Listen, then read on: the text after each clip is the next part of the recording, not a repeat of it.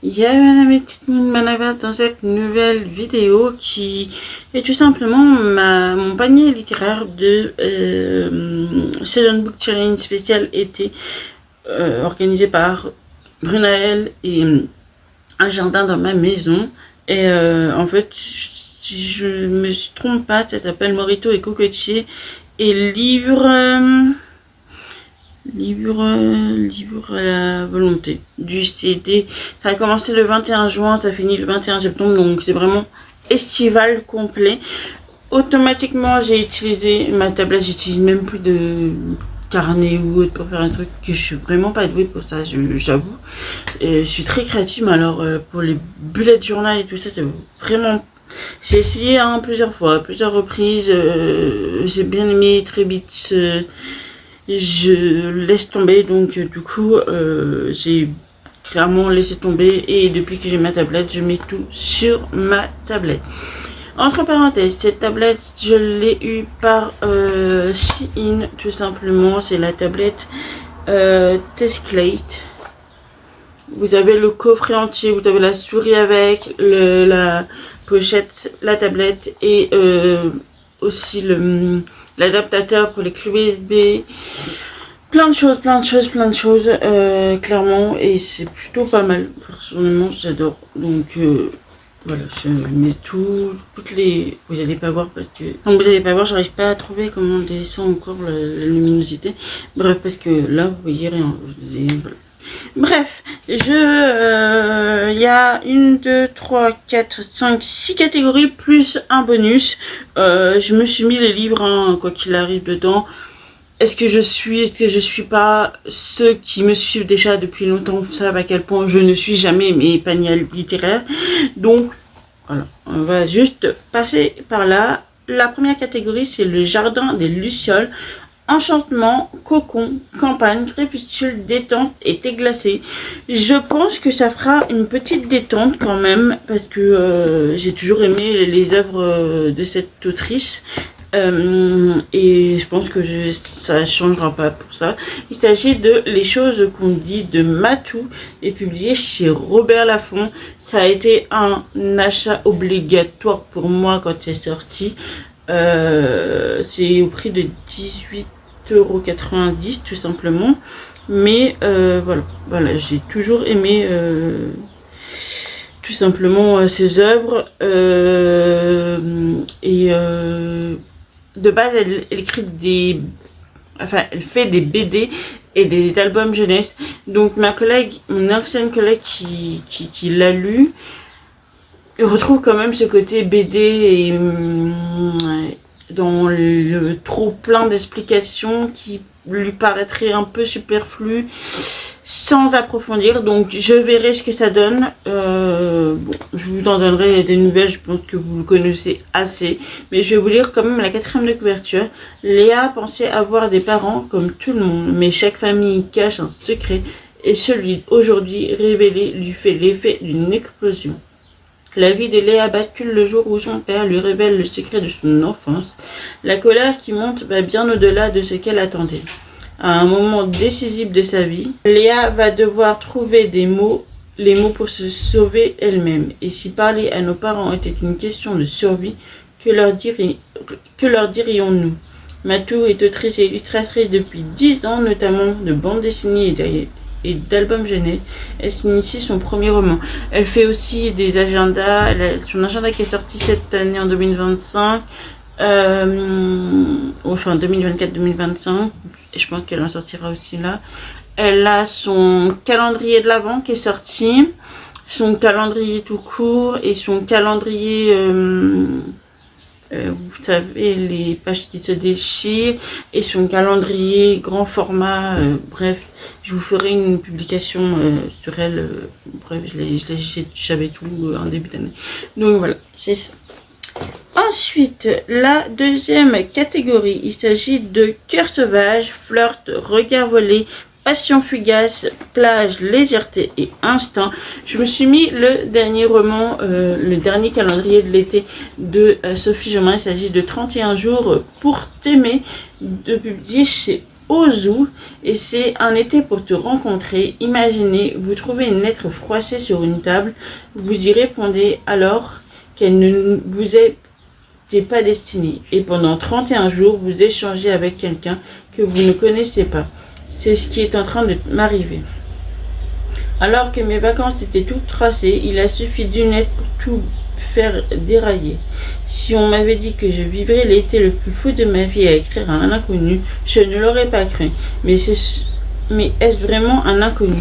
Et du coup, vous avez des lettres, vous voyez, qui s'ouvrent. Je ne vais pas l'ouvrir, parce que je vais le commencer que le 1er juillet, tout simplement. Donc, voilà. Ensuite, troisième catégorie, l'été n'épargne personne, mensonges, crimes, disparition, obsession, paranoïa et isolement. Je me suis donc mis un truc sur la disparition, un roman jeunesse que j'ai depuis une éternité et qui survit toujours au tri. Il s'agit de La forêt des disparus de Jun Ho, publié chez Bayard. Il est sorti en 2022, un truc comme ça, je crois. Peut-être avant, après. En 2022, oui, c'est ça. Et du coup, je l'avais pris et depuis que c'est toujours resté. Il s'agit d'une histoire en Corée du 15e siècle en Corée.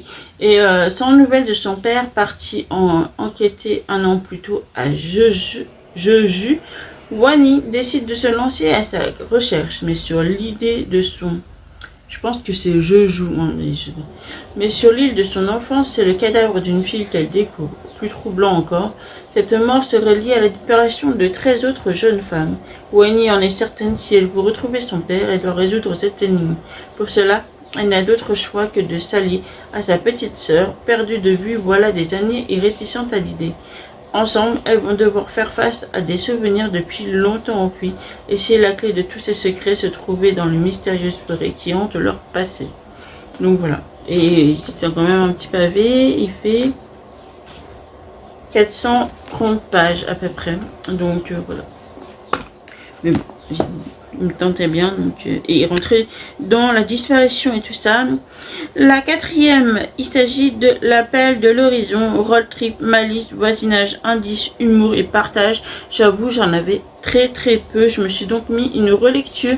Il s'agit du tome 1 de The Sisters, de Twist Sisters de Amélie Deville. L'autre est c'est deux autrices qui ont créé cette saga. Et puis j'ai lu jusqu'au 4 ou 5, je crois. Il me manque un ou deux tomes. J'avais lu le 1 et le 2, mais je peux vous dire l'ensemble, mais mon avis, je pourrais pas vous dire. Il s'agit de 3 copines, de e-copines de base, qui sont passionnées d'Écosse et qui vont un jour se décider d'y aller toutes les 3 en Écosse et pour voyager et tout ça. Sauf que pendant le voyage, l'une d'elles va se rendre compte qu'il y a beaucoup de secrets, beaucoup de mensonges, beaucoup de surnaturel, beaucoup de choses qui devraient se passer et qui ne se passent pas. Bref, plein de choses un peu bizarres qui se passent autour d'elle et qui va dévoiler beaucoup de choses en fait sur son passé et sur ce qu'elle est. Et donc voilà. Ce sont 2 autrices qui sont passionnées d'Écosse. L'une, si je me base sur les premiers et le deuxième tome, il y en a une qui est lisable pour tous. L'autre est, je dirais, lisable par un public averti. Il y a des scènes un peu osées, je dirais. Et moi, ça m'a pas dérangé, hein, sincèrement, dans ton roman. Mais ça peut déranger certaines, donc certaines et certains. Donc je tiens à le préciser. Mais ceux d'Amélie, non, pas du tout. Donc vous pouvez le dire. Ensuite, 5e catégorie, petit potin et citronnade, ragot, malice, voisinage, indice, humour et partage. La commode au tiroir des couleurs de Olivia Ruiz. C'était plutôt dans les souvenirs, si je me trompe. dans le partage, je voulais dire, parce qu'on va suivre en fait une petite fille qui va se retrouver avec une commode avec plein de tiroirs, 10 tiroirs si je me trompe bien, et qui va ouvrir chaque tiroir, enfin c'est son héritage tout simplement, qui va ouvrir chaque tiroir, et chaque tiroir va mettre en avant les femmes. Elle découvre les secrets qui ont scellé le destin de plusieurs générations de femmes entre l'Espagne et la France, de la dictature franquise à nos jours. Dans ce brillant premier roman, Olivia Ruiz révèle son formidable talent de conteuse et nous offre une fresque flamboyante sur l'exil. Ça me fait penser, enfin, je crois qu'elle l'a écrit après la mort de sa mamie. Et du coup, voilà, je l'avais pris en toc-toc en 2022, je crois, quand elle est sortie à Noël. Ensuite, dernière catégorie avant le bonus, il s'agit de éclat d'enfance, jeu d'eau, rire, souvenirs, sable, cabane glacée. Je me suis mis un petit roman, un tout petit roman qui est sorti sur les éditions du net. Hein, c'est vraiment une édition... il faut la connaître pour savoir, hein, mais bon, voilà. Il s'agit de l'une et l'autre de Flore Hortense. Dans un village de campagne du nord de la France, deux petites filles qui n'étaient pas destinées à se rencontrer se lient d'une amitié rare. À la veille du décès de Maggie, l'ouverture de leur journal intime commun réveillera de douloureux souvenirs. Flore Hortense, née en 1968 à Douai. J'ai grandi au sein d'une famille modeste du Nord. Mon père, doté d'une grande intelligence, était issu d'une famille mineure. Mon grand-père maternel m'a transmis sa passion pour la musique et les arts. L'envie d'écrire, je l'avais déjà très jeune, à l'âge de 11 ans. Donc voilà, il y a plein de souvenirs, je pense qu'il y a plein de souvenirs qui vont se révéler. Et pour le bonus, je me suis mis le dernier achat que j'ai eu, puisque je suis allée, comme je vous l'ai montré, au salon Lire en majuscule le samedi 14, et je me suis fait dédicacer le roman de Céline Nouguet, Sandrine Nouguet, pardon, et c'est Les Étoiles Rêves aussi, publié chez Erol Poche. Alors il existe en grand format et tout ça, voilà, je vous montre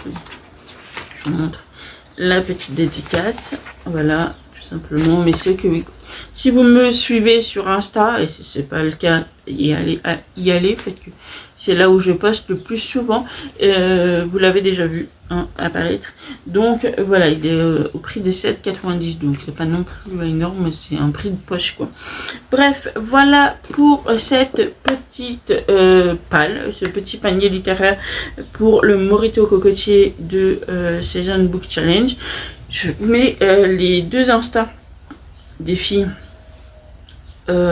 qui l'organisent, et puis aussi dans la barre d'infos, comme ça vous aurez tout ce qu'il faut.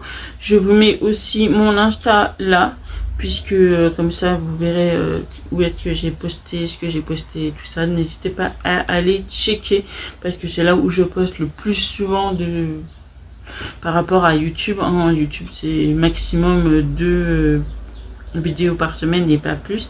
Donc voilà, j'espère que cette vidéo vous a plu. Si c'est le cas, n'hésitez pas à mettre un petit pouce en l'air et à vous abonner à la chaîne, ça fait toujours plaisir.